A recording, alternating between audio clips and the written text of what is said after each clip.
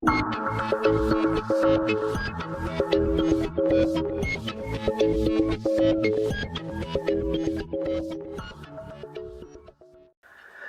तर्क ज्ञान पर आपका स्वागत है। मैं हूं दिग्विजय और इस वीडियो में मैं आपसे डिबेट कंपटीशन के किसी टॉपिक के बारे में, डिबेट कंपटीशन के किसी विषय के बारे में चर्चा नहीं करूंगा। तो चर्चा इस वीडियो में एक अत्यंत महत्वपूर्ण पुस्तक के बारे में करूंगा, और जो कि पुस्तक अभी अभी जो है रिसेंटली मार्केट में आई है, और वह कुछ ऐसी बात कहती है जिसके बारे में सभी को जानना चाहिए, या फिर जो रुचि रखते हैं देश की राजनीति में और राजनीतिक इतिहास में, उन सभी को उस पुस्तक को पढ़ना भी चाहिए। तो जी हाँ, ऐसी कौन सी पुस्तक है जो अभी रिसेंटली आई है और बड़ी चर्चित है, उसके बारे में बात करूंगा। लेकिन उससे पहले आपसे अनुरोध यही है कि यदि आपने चैनल अभी देखना शुरू किया है तो इसके सारे प्लेलिस्ट को जरूर चेक करें। सब्सक्राइब करने के लिए नहीं कहूँगा, लेकिन आप लोग जरूर प्लेलिस्ट को चेक करें और तमाम तरीके के जो वीडियोस हैं उसको देखें और अपने अन्य दोस्तों को भी शेयर करें और उनको दिखाएं, क्योंकि इस चैनल पर यह प्रयास है कि हम कुछ ऐसी चर्चा कर सकें जिसका उद्देश्य यह है कि वो आपके जो मस्तिष्क में जो ज्ञान है या फिर उसमें जो सोचने समझने की क्षमता है उसको बढ़ा सके। तो ऐसी चर्चा करने और ऐसी चर्चा को बढ़ावा देने और ऐसी चर्चाएं कैसे की जाएं, इसको सिखाने का प्रयास इस चैनल का है। तो शुरू करते हैं इस वीडियो को। जैसा मैंने आपको कहा कि मैं इस वीडियो में किसी डिबेट के टॉपिक की बात नहीं करूंगा, लेकिन चूंकि ये चैनल जो है उस उद्देश्य के लिए ही बनाया गया है, तो उस पुस्तक को आप पढ़ेंगे तो उसमें एक अपने तरीके का ही एक डिबेट है। तो चलिए आपको बता देते हैं उस पुस्तक का नाम क्या है। उस पुस्तक का नाम है द मोदियन कंसेंसस। इसका मतलब यह है कि अगर आप इसको हिंदी में पढ़ेंगे, क्योंकि जो लेखक हैं इसके डॉक्टर स्वदेश सिंह, जो कि असिस्टेंट प्रोफेसर हैं दिल्ली विश्वविद्यालय में, तो पॉलिटिकल साइंस के हैं, उन्होंने ये पुस्तक लिखी है।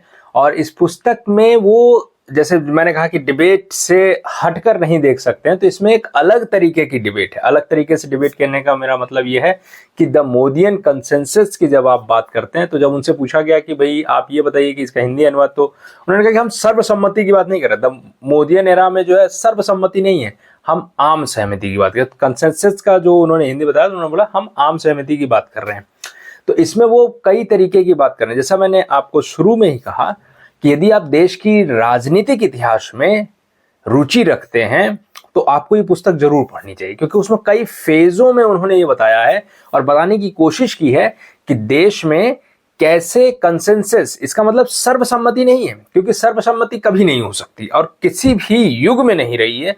तो ऐसा हम कह सकते हैं कि आगे भी किसी युग में नहीं रहेगी। लेकिन एक आम सहमति होती है, जैसे हम कहते हैं कि लोकतंत्र में भी होता है कि सर्वसम्मति से सरकारें नहीं चलती हैं, एक आम सहमति से चलती हैं। इसका मतलब है कि बहुमत, या एक तरीके से आप कह सकते हैं कि एक नंबर होता है जो कि उस थ्रेशोल्ड को क्रॉस करने की कोशिश करता है। एक बड़ा नंबर होता है जो समाज में है, जो एक मत को प्रायोरिटी देता है और एक मत की तरफ होता है, तो उसको हम कहते हैं आम सहमति है। तो इसलिए लेखक भी इस बात की बात कर रहे हैं, लेखक स्वदेश सिंह भी इस बात की बात कर रहे हैं कि हम सर्वसम्मति की बात नहीं कर रहे हैं, हम जो है आम सहमति की बात कर रहे हैं। तो पुस्तक में उन्होंने कई चरण बताए हैं कि कैसे इस देश में विभिन्न कालखंडों में विभिन्न प्रकार की सहमतियां रही हैं, आम सहमतियां रही हैं।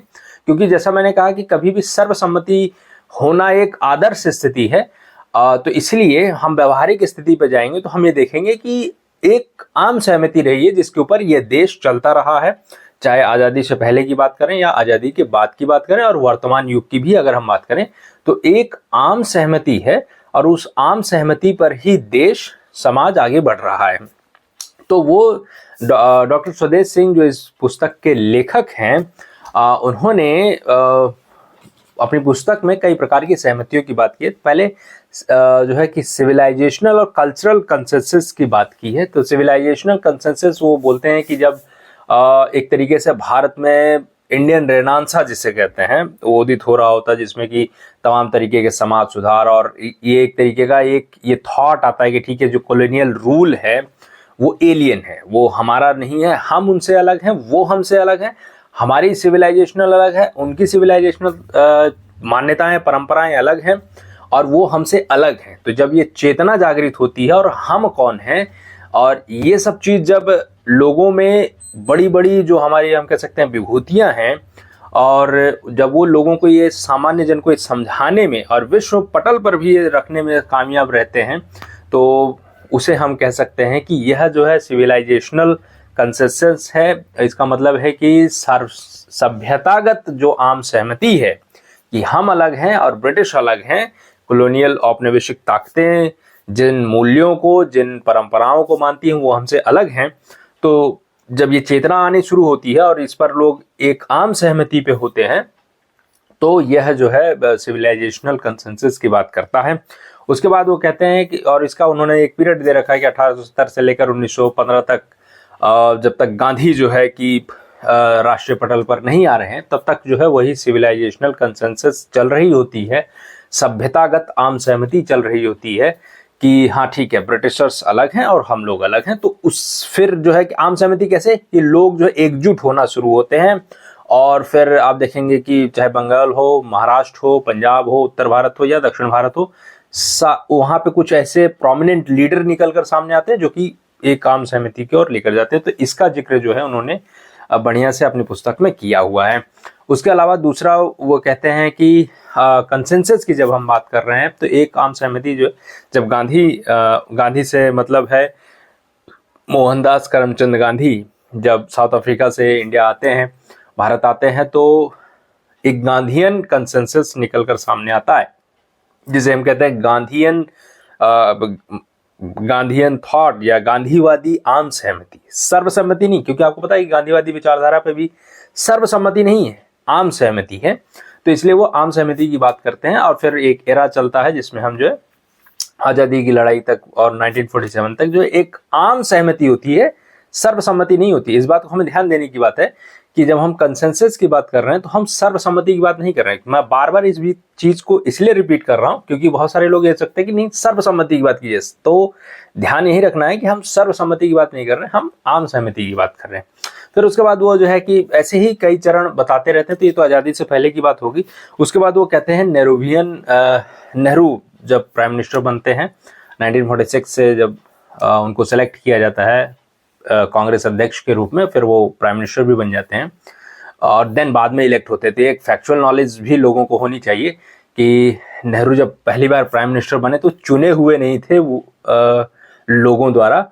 वह जो है कि गांधी के वीटो के कारण कांग्रेस अध्यक्ष बनते हैं और फिर उसके बाद वो प्राइम मिनिस्टर बन जाते हैं। तो पहली बार जब प्राइम मिनिस्टर बने तो चुने हुए नहीं थे। तो ये एक फैक्चुअल नॉलेज है जिसको हमें ध्यान में रखना चाहिए कि पहली बार जो है वो चुनकर नहीं आए थे जब प्रधानमंत्री बने थे। तो लेकिन नेहरूवियन एरा जिसकी हम बात करते हैं 1946 से 1964 तक वो प्राइम मिनिस्टर रहे, तो उनके एरा में उनका एक अपना ग्लैमर था और अपनी एक वो कहते हैं ऑरा होगी जिसके इर्द गिर्द सारी चीजें घूम रही थी। तो स्वदेश सिंह जी इसमें कहते हैं कि सोशलिज्म, नॉन अलाइनमेंट और जो है सेकुलरिज्म जो है ये सारे जो है चीजें जो है चल रही होती है, तो उसके इर्द गिर्द ये सारी चीजें घूमती है। तो जिसे उन्होंने नेहरूवियन कंसेंसस का नाम दिया हुआ है। तो नेहरू युग में जो आम सहमति ये 3 मुद्दों पर थी कि भारत को विदेश नीति के तौर पर नॉन अलाइनमेंट रहना है, गुटनिरपेक्ष रहना है और समाजवादी थॉट को जो है लेकर देश का विकास करने के सारे प्रयास करने हैं, और सेकुलरिज्म जो है एक तरीके की बात है वो चीज़ों को लेकर जाते हैं।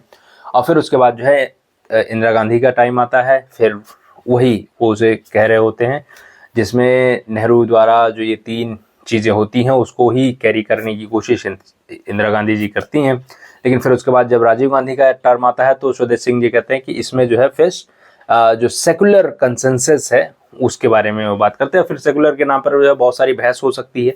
इस पुस्तक को आप पढ़ेंगे तो और अच्छे से समझ पाएंगे कि सेकुलर पॉलिटिक्स के नाम पर किस तरीके का एक पर्टिकुलर कम्युनिटी को अपीज किया गया है, जिसको बाद में स्वदेश सिंह जी कहते हैं कि उन्होंने बुक में कोट किया है कि लाल कृष्ण आडवाणी जी जिसे सूडो सेकुलरिज्म कहते हैं, मतलब छद्म धर्मनिरपेक्षता, उसकी बात करते हैं और कैसे वो चीज़ें चलती हैं।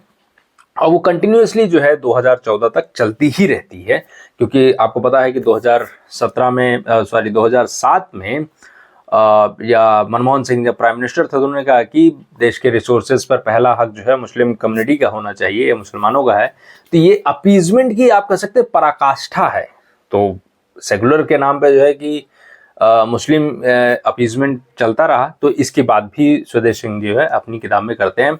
इसके अलावा फिर अब 2014 में आते हैं तो मोदियन कंसेंसस की जो कि बुक का टाइटल है उसके बारे में स्वदेश सिंह कहते हैं कि डॉक्टर स्वदेश सिंह जी ये कहते हैं कि 2014 के बाद से कुछ ऐसी चीज़ें प्राइम मिनिस्टर नरेंद्र मोदी द्वारा की गई और आप महसूस भी करेंगे। मैं आपको एग्जांपल भी दूंगा कि कैसे जो मोदी जी कह रहे हैं और मोदी जी जो बात कर रहे हैं या कह रहे हैं या जिस तरीके के पॉलिसी एंड प्रोग्राम्स लेकर आ रहे हैं या डेवलपमेंट की बात कर रहे हैं, उसी के इर्द गिर्द तो सारी राजनीति घूमने लग गई है। तो मैंने एक इसके ऊपर अपना एक रिसर्च पेपर भी प्रेजेंट किया था कि तो उसमें कि जो नरेंद्र मोदी है वो राजनीतिक धुरी बन चुके हैं देश की।